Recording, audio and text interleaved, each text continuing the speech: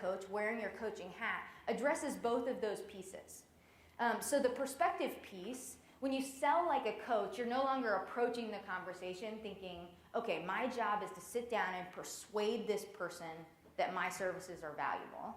But rather, what's the goal of a coach? How do you guys see your role as a coach? What's your primary outcome?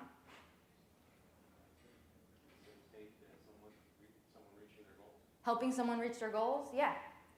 It's basically, I'm here to solve a problem or to help you solve a problem, right? That's our craft. That's what we do daily. And so if you're approaching the sales conversation and you're sitting down and you just are genuinely interested in helping the person solve a problem, that's a very different attitude and approach than sitting down with the expectation that you have to persuade the person that what you offer is valuable. And so selling like a coach kind of mitigates some of those limiting beliefs. But what about the approach piece? Because without a strategy of any kind, I mean, really, we're left to freestyle, or we rely on marketing and we hope that we just get ultra warm leads so it doesn't really matter what we say during the conversation. Or we're just kind of relying on like guru type methods. So sometimes it works, sometimes it doesn't. It's kind of anecdotally based, and that's that. So selling like a coach means using a lot of the coaching skills that you already use. And I've mentioned behavior change science a few times in my background, but I think a lot of you guys in your coaching and in your training are using behavior change science principles to help people reach their goals. And that's the kind of approach or the kind of scientific principles that we need underlying our sales process in order to not only sell like a coach, but really to sell with confidence. And that's what we're going to be talking about today. Okay, so FR has created the 5-step sales process. And if you're an old CP and you think that you've heard the 5-step sales process before, this is brand new. So disregard everything that you'd ever heard about the 5-step sales process. This is a fresh look at sales. So I want to give a little bit of background, kind of how we landed here, and what it really looks like, not only internally for us, but how it can be applied for you guys. So last year, about a year and a half ago, FR started using the session model to guide our coaching sessions with our coaching partners. And really that's just a configurable framework or outline for coaching sessions. So it keeps us on track, ensures that we are hitting the highest priority items, and we're keeping things as lean as possible. So that we started implementing that session model, we got really good at it with reps, and that has been a great change for us internally. And so in the spring, we were revisiting our sales process, refining some of our language, revisiting how we guide those conversations, and we started to scratch our heads and kind of wonder, why hadn't we created a similar outline for our sales conversations? Why hadn't we created something that would be configurable and be moldable to each person we sat with, but was still based in a lot of those coaching principles that are really, really familiar to coaches? It's just applied to a sales conversation. And so, spoiler alert, that's what we did. And it's been incredibly successful. We've really, really liked how this has been received, and implementation has just been really, really good. And so not only are we using this internally, and we're convinced that this is kind of a great fit for coaches, but we want you guys to understand this method as well. And so when selling closely mimics how we coach, selling is suddenly right in our element, and it doesn't have to feel like a separate skill. So that limiting belief, I'm a trainer, not a salesman, that doesn't have to exist anymore if there's so much overlap that it's hard to see them as separate. And that's what this 5-step sales process is all about. So we're going to go through each of the 5 steps, break down some of the behavior change science principles that underlie each of them, and then we'll close out for the day, and I'll let you guys go get your cocktails for social hour. Okay, so let's jump in, and we'll start with step 1, which is build rapport. How many times have you guys heard about the importance of building rapport? I feel like this is beat over our heads like many, many times. It's in every continuing education thing that I've ever done. But building rapport, it's not a new idea, but it's an important idea and has to be a part of the process. In sales, I found that it can be easy to confuse building rapport with contrived chit-chat, just like small talk. But really, what building rapport is all about is just making a genuine connection with someone. So being genuinely interested in who they are, what they're about, why they're there today. And that's really what that beginning phase or the beginning part of the conversation is really best spent on. So once you make that genuine connection, the second outcome that you have to achieve in the build rapport stage is to share expectations for the conversation. And so this can mean two different things, or includes two different things. The first one is sharing an agenda or a purpose for the conversation, or what you hope to achieve during the conversation with the person. But the second piece is more of a relational component. So how are we going to set some expectations for how we're going to accomplish those things that we want to talk about in this conversation? So what's the vibe or our relational, what's our relationship as we talk through this conversation? And relationship and relational essence is a basic tenet of behavior change science that I'm sure you guys are familiar with.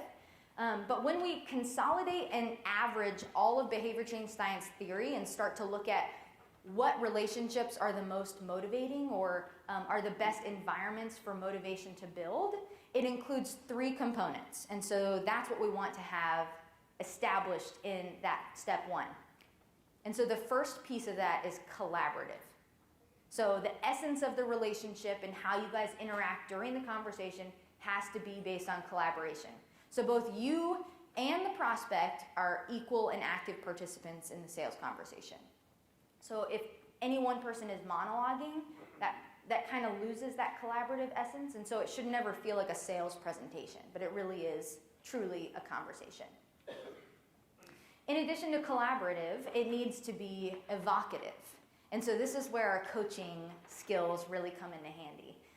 Rather than prescribing either at the end of the sales conversation or midway through, prescribing some kind of solution for their pains, it's our job during the sales conversation to draw out the reasons why they want to change, rather than to be giving it to them. And when the conversation is evocative, they are way more likely to make the choice not only with intrinsic motivation, but it is more likely to become lasting change. They're more likely to become a lasting client or a long-term client. So evocative is very important. And the last piece that needs to kind of define your relationship during the sales conversation is it needs to be autonomous.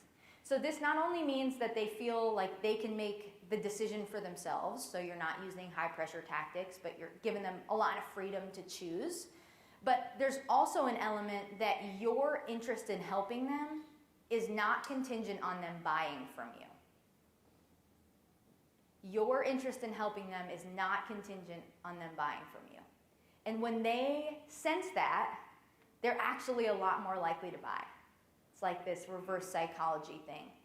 But so this conversation, or the essence of motivation building, the essence of your relationship has to be collaborative, evocative, and autonomous. And so that's really what we're trying to do when we're sharing expectations. We're not just talking about the agenda, but we're also talking about our relational expectations. How are we going to operate together and come to a solution or some next steps by the end of this conversation? And that's what that's all about.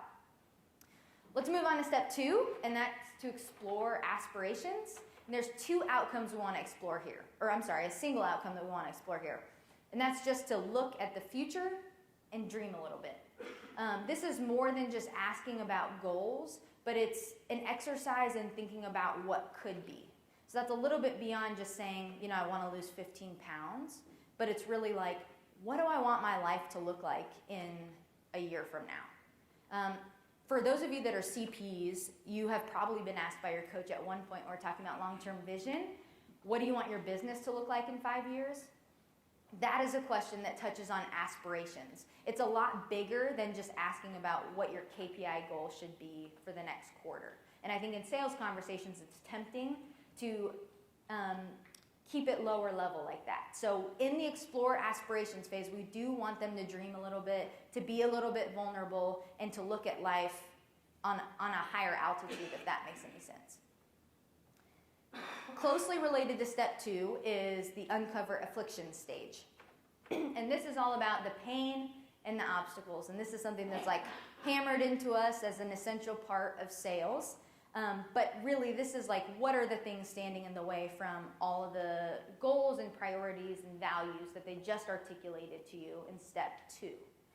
Now, it's really important to do step 2, which is aspirations, and step 3, afflictions, in tandem and closely connected because of a basic behavior change science principle that we see evidence in cognitive dissonance theory. How many of you guys have heard of cognitive dissonance theory? Are familiar? Yep. It's a really simple linear theory. So for those of you that aren't familiar, it basically describes this really uncomfortable feeling that we get when our beliefs, our values, or some view we have of ourselves doesn't align with our behavior. And so when those two things are in conflict and then we suddenly notice that misalignment, we feel really uncomfortable, and that's called cognitive dissonance. And cognitive dissonance feels like you're being a hypocrite. So nobody likes that. And out of that cognitive dissonance, naturally we're motivated to want to change that behavior so that those two things are aligned. And so we can use this concept of cognitive dissonance in the sales process when we're surfacing those aspirations and afflictions.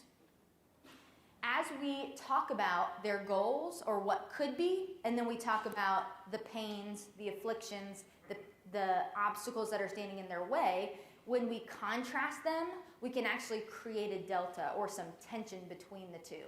And when we do that, we're surfacing cognitive dissonance and then thus surfacing motivation. So it's really, really important to tie those two together and even compare them at the end of step 2 and 3. So to say something like, so you say you want to lose 15 pounds, but I'm also seeing that you haven't really given much time to exercise in the past. Like, why do you think that is? And even a simple question like that is enough to surface some of that conflict and bring their awareness to those two things not being aligned. That's that delta. Okay, step 4. We call this collaborative evaluation. Step 4 is all about painting the backdrop for this decision-making point that they're approaching in the conversation with you. So they just talked about the things that they want to achieve, some of the things they've dreamed about, what life could be, the possibilities. Then they've also talked about the pain points and the difficulties that they've faced in the past, maybe talked about their failures a little bit. And so as you approach step 4, it's all about helping them to see that they're approaching a fork in the road. They've got this choice to make, right? There's action, there's taking a step to address some of that misalignment, or there's inaction. There's maintenance of the status quo. And when they see that that's the biggest decision to be made in the sales conversation over just like, what program am I going to choose? But that's the bigger decision. That's how we make some real impact and we can actually close the sale well. But so step 4, we're creating the backdrop or making them see, okay, I've got action and I've got inaction as my 2 options. After you've got those kind of set up, we want to start to weigh the pros and cons of action. So pros and cons, inaction, pros and cons. The thought or the idea of weighing pros and cons in general is based in the theory-trans-theoretical model. Since a lot of you guys raised your hands for cognitive dissonance theory, I'm guessing that lots of you guys are familiar with trans-theoretical model. It is something that it's probably the most commonly applied theory in exercise science. We see it all the time, and even the basic tenets that aren't necessarily labeled as TTM are in a lot of our continuing education, especially those 5 steps of behavior change. So just by a quick show of hands, who's familiar with this theory? Okay, cool. Yeah, so trans-theoretical model, from kind of a big picture perspective, what you need to know is that it describes motivation as a stair-step model, meaning it's not concerned with the amount of motivation somebody has. It's not concerned about the quality of motivation somebody has. It measures how ready someone is to take one step forward to the next step. So that's why it's called the motivational readiness theory. It's just measuring how prime or how ripe someone is to say, okay, I'm going to choose change. I'm going to choose change, even if those changes are small. Okay? So trans-theoretical model is all about readiness. And this theory has a lot of different factors involved, but one of the biggest ones that moves or impacts motivational readiness is a concept called decisional balance. So if you look at the last layer on this chart here, you'll see decisional balance. And as people progress from pre-contemplation to contemplation, preparation, action, the cons begin to diminish and the pros begin to grow. And so they start to see the positives or the benefits of behavior change as something a lot more impactful and something that really is more of a gut punch than the cons. And slowly the costs of behavior change kind of dwindle away. And so this matters for us in the sales conversation because this is something we can guide someone through and surface within them. So when we're weighing the pros and cons of action and inaction, and that's our step 4, right? Our job is to magnify the impact of the pros of change and the cons of inaction. So when those things matter more, they're more likely to take this decision seriously. It feels like a weightier decision. But they also are moving along that stair-step model that we just talked about in trans-theoretical model. So when we do this, I'll give an example. Magnifying the impact is all about getting to the root emotion. So in Lindsay's presentation earlier, she talked about how outcomes are preceded by actions, which are preceded by thoughts, which are preceded by emotions. You guys remember that? So we're trying to get to the emotions piece. And when we get to the emotions piece, that's when they start to see the ripple effects or the consequences of this behavior change. So it's not just about losing 15 pounds. It might be about feeling better in their clothes. It might be about having more energy at nighttime because they come home from work and they're so gassed that they're not able to play with their kids. Or maybe it means they're more confident in relationships and they're trying to date. It can mean a lot of different things, but those things are a lot more consequential and hit on the emotions piece more than just kind of surface level pain points. And so when we look at the pros of change and the cons of inaction, those are where we need to peel back some layers, get to the emotion, and make those things weightier. And if we do that well, then we're set up really, really well to go into step 5, which is recommendations and commitment.